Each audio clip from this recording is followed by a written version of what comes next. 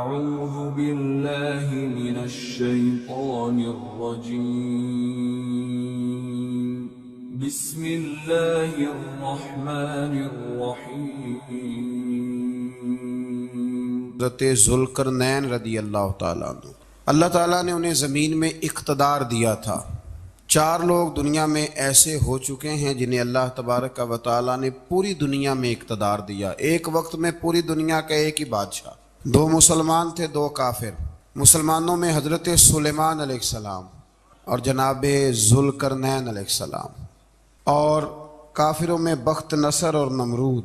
یہ 2 لوگ ہیں جنہیں اللہ نے پوری دنیا میں اقتدار دیا، اور پھر اس کے بعد آنے والے وقت میں اللہ تعالیٰ امام مہدی کو سارا اقتدار عطا فرمائے گا پوری دنیا کا۔ حضرت ذوالقرنین کے بارے میں 2 روایات ہیں، ایک تو یہ ہے کہ وہ نبی تھے اور ایک یہ ہے کہ نہیں وہ ولی تھے، لیکن مجھے حضرت مولا علی شیر خدا رضی اللہ تعالیٰ عنہ کا قول ملا ہے جس میں آپ نے فرمایا کہ نہیں وہ نبی نہیں تھے، تو اس لیے میرا نظریہ یہی ہے کہ وہ اللہ کے ایک نیک بندے تھے۔ اللہ نے انہیں پوری زمین میں اقتدار دیا۔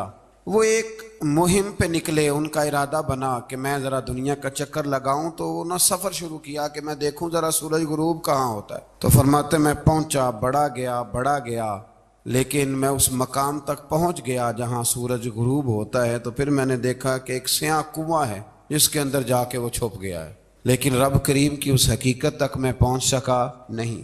پھر آپ فرماتے ہیں کہ میں آگے نکلا تو مجھے ایک قوم کے بارے میں بتلایا گیا جو بڑی خونخوار قوم تھی، بڑی خونخوار، اس کو یاجوج اور ماجوج کہا جاتا ہے۔ یہ قوم اتنی خونخوار تھی کہ یہ درندوں کو بھی کھا جایا کرتی تھی، اتنے لمبے چوڑے ان کے قد تھے، اتنے زیادہ طاقتور تھے کہ سانپ اور بچھو بھی کھا جاتے تھے۔ یہ نکلا کرتے تھے سبزے کے دنوں میں تو ساری کھیتیاں اجاڑ جاتے تھے، ہر چیز تباہ کر جاتے تھے، حتیٰ کہ انسانوں تک کو کھا جاتے تھے۔ تو حضرت ذوالقرنین جب وہاں پہنچے، اللہ تبارک و تعالیٰ نے انہیں ان مظلوم لوگوں کا مددگار بنایا جن پر یاجوج اور ماجوج کی قوم ظلم کرتی تھی۔ انہوں نے آپ سے کہا کہ حضور مہربانی فرمائیں، اس قوم سے تو ہماری جان چھڑائیں۔ آپ نے فرمایا تم میری مدد کرو۔ انہوں نے کہا حضور کس طرح؟ فرمایا بس جسمانی طور پر میری مدد کرو۔ تو آپ نے پھر وہاں ایک دیوار بنائی، لوہا کاٹ کر، سیسا پگھلا کر، پتھر ڈال کر ایک بڑی موٹی تازی دیوار بنائی، اور اتنی اونچی بنائی، اور پھر اس کے چاروں جانب آگ جلائی تاکہ وہ لوہا اس طرح پگھل جائے کہ وہ دیواروں کے ساتھ چپک جائے، تاکہ کوئی آدمی پیر رکھنا چاہے تو پیر رکھ کے اس پہ چڑھ نہ سکے۔ آپ نے وہ دیوار بنائی۔ اب اس قوم کا حال یہ ہوا کہ وہ اس کے اندر قید ہیں، وہ صبح جب اٹھتے ہیں تو اس کو توڑنا شروع کرتے ہیں، توڑتے رہتے ہیں، تو جب شام ہوتی ہے تو ان میں سے ہر روز ایک شخص کہتا ہے اتنی رہنے دو، باقی کل کریں گے۔ لیکن جب وہ سویرے اٹھتے ہیں تو اللہ تعالیٰ اس دیوار کو پھر سے مضبوط فرما دیتا ہے۔